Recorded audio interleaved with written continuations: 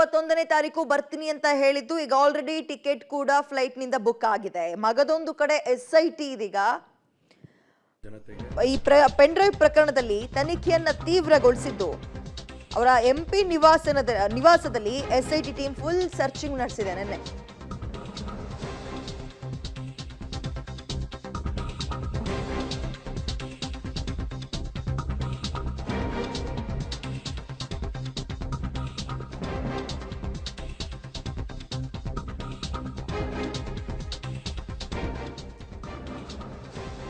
ಬೆಂಗಳೂರಿಗೆ ಬರಲು Prajwal flight ticket book ಮಾಡ್ಕೊಂಡಿದ್ದಾರೆ. ಮಗದೊಂದು ಕಡೆ ಅವರ ಹಾಸನದ MP ನಿವಾಸದಲ್ಲಿ SIT ಸತತ 10 ಗಂಟೆಗಳ ಕಾಲ ಪರಿಶೀಲನೆಯನ್ನ ನಡೆಸಿದೆ.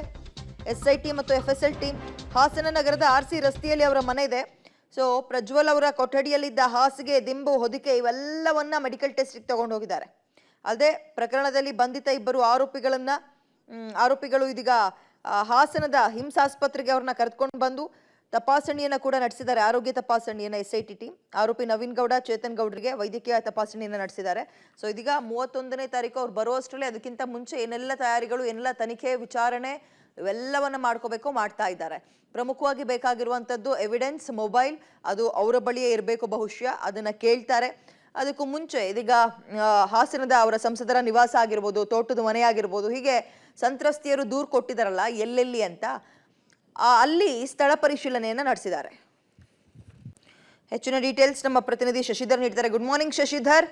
ಒಂದು ಕಡೆ ಇಡೀ ರಾಜ್ಯದ ಜನ, SIT ಮಾತ್ರ ಅಲ್ಲ, ಇಡೀ ರಾಜ್ಯದ ಜನ ಪ್ರಜ್ವಲ್ ಅವರ ಬರುವಿಕೆಯ ನಿರೀಕ್ಷೆಯಲ್ಲಿದೆ. ಮುಂದಕ್ಕೆ ಏನಾಗುತ್ತಪ್ಪ ಈ ತನಿಖೆ ಅಂತ ಕುತೂಹಲದಿಂದ ಕಾಯ್ತಾ ಇದ್ದಾರೆ. ಮಗದೊಂದು ಕಡೆ ನಿನ್ನೆ ಅವರ ನಿವಾಸದಲ್ಲಿ ನಡೆಸಿದಂತಹ ಪರಿಶೀಲನೆ ಹೇಗಿತ್ತು, ಇದ್ರ ಬಗ್ಗೆ ಡೀಟೇಲ್ಸ್ ಕೊಡೋದಾದ್ರೆ, ಎಷ್ಟು ಜನ ಅಧಿಕಾರಿಗಳ ಟೀಮ್ ಅಲ್ಲಿಗೆ ಬಂದಿತ್ತು, ಡೀಟೇಲ್ಸ್ ಕೊಡೋದಾದ್ರೆ ಶಶಿಧರ್.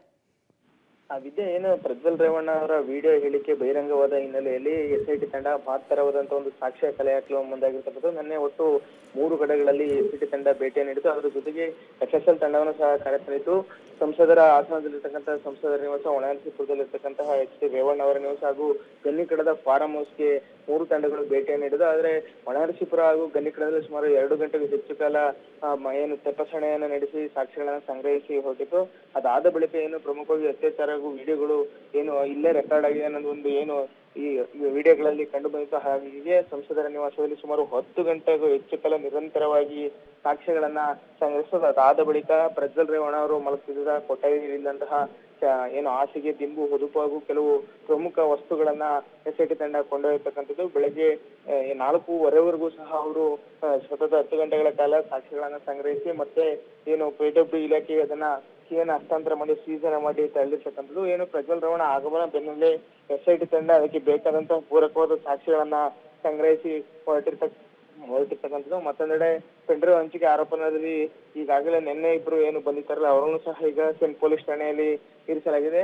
ನಿನ್ನೆ ರಾತ್ರಿ ಅವರಿಗೆ ಮೆಡಿಕಲ್ ಟೆಸ್ಟ್ ಅನ್ನು ಸಹ ಮಾಡಿಸಲಾಗಿದೆ. ಇಂದು ಸ್ಥಳ ಹಾಜರು ಮಾಡ್ಲಿಕ್ಕೆ ಏನು ನ್ಯಾಯಾಧೀಶರ ಮುಂದೆ ಹಾಜರುಪಡಿಸ್ತಾರೆ ಅಥವಾ ನ್ಯಾಯಾಧೀಶರ ಮುಂದೆ ಹಾಜರುಪಡಿಸಿ ಅವರನ್ನ ವಶಕ್ಕೆ ಪಡೆದು ಆನಂತರದಲ್ಲಿ ಅವ್ರನ್ನೂ ಸಹ ಸ್ಥಳ ಹಾಜರಿಗೆ ಕರ್ಕೊಂಡು ಹೋಗುವಂತ ಒಂದು ಸಾಧ್ಯತೆ ಇದೆ. ಒಟ್ಟಿನಲ್ಲಿ ಪ್ರಜ್ವಲ್ ರೇವಣ್ಣ ಏನು ಹೇಳಿಕೆಯನ್ನು ಬಿಡುಗಡೆ ಮಾಡಿದ್ರು, ಇದರ ಬೆನ್ನಲ್ಲೇ ಈಗ SIT ತಂಡ ತನಿಖೆಯನ್ನ ತೀವ್ರವಂತಹ ಚುರುಕುಗೊಳಿಸಿ ಅದಕ್ಕೆ ಬೇಕಾದಂತೆ ಯಾವೆಲ್ಲ ಮಾಹಿತಿಗಳು ಬೇಕು, ಸಾಕ್ಷಿಗಳ ಬೇಕು, ಎಲ್ಲವನ್ನೂ ಸಹ ಕಲೆ ಹಾಕೊಂಡು ಹೋಗಿರ್ತಕ್ಕಂಥದ್ದು. ವಿದ್ಯಾ, ಥ್ಯಾಂಕ್ ಯು ತಮ್ಮ ಡೀಟೇಲ್ಸ್ಗೆ.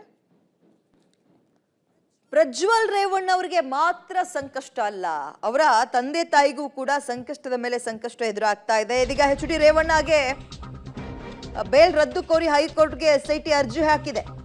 ಮೇ 31ಕ್ಕೆ SIT ಸಲ್ಲಿಸಿರುವಂತಹ ಅರ್ಜಿಯ ವಿಚಾರಣೆ ಆಗೋ ಸಾಧ್ಯತೆ ಇದೆ. ಮೇ 31ನೇ ತಾರೀಕು ಅವತ್ತೇ ಬರ್ತಾರೆ ನೋಡಿ ಪ್ರಜ್ವಲ್. ಮೇ 31ನೇ ತಾರೀಕು ಬಂಧನಕ್ಕೊಳಗಾಗಿದ್ದ ರೇವಣ್ಣಗೆ ಸೆಷನ್ಸ್ ಕೋರ್ಟ್ ಜಾಮೀನು ಕೊಟ್ಟಿತ್ತು. ಜಾಮೀನು ಸಿಗ್ತಾ ಇದ್ದಂತೆ ಹಾಸನಕ್ಕೆ ಹೋದಂತವರು ಟೆಂಪಲ್ ರನ್ ಶುರು ಮಾಡಿದ್ರು ರೇವಣ್ಣ. ಪ್ರಕರಣ ರದ್ದು ಕೋರಿ ಹೈಕೋರ್ಟ್ಗೆ ರೇವಣ್ಣ ಕೂಡ ಅರ್ಜಿ ಹಾಕಿದ್ದಾರೆ. ಹೊಳೆನರಸೀಪುರದ ಕೇಸ್ ಆಗಿರ್ಬೋದು, KR ನಗರದಲ್ಲಿ ಕಿಡ್ನಾಪ್ ಕೇಸ್ ಆಗಿರ್ಬೋದು, ಇವೆರಡೂ ಕೂಡ ರದ್ದಿಗೆ ಅರ್ಜಿ ಹಾಕಿದ್ದಾರೆ. ಭವಾನಿ ರೇವಣ್ಣ ಅವರ ವಿಚಾರಣೆ ಅಂತ ಬಂದಾಗ ಅವರು ಜಾಮೀನು ಕೋರಿ ಅರ್ಜಿ ಹಾಕಿದ್ರು. ಭವಾನಿ ರೇವಣ್ಣ ಕಿಡ್ನಾಪ್ ಪ್ರಕರಣದಲ್ಲಿ ಇವತ್ತು ಕೂಡ ಅವರ ನಿರೀಕ್ಷಣಾ ಜಾಮೀನು ಅರ್ಜಿ ವಿಚಾರಣೆ ಆಗುತ್ತೆ.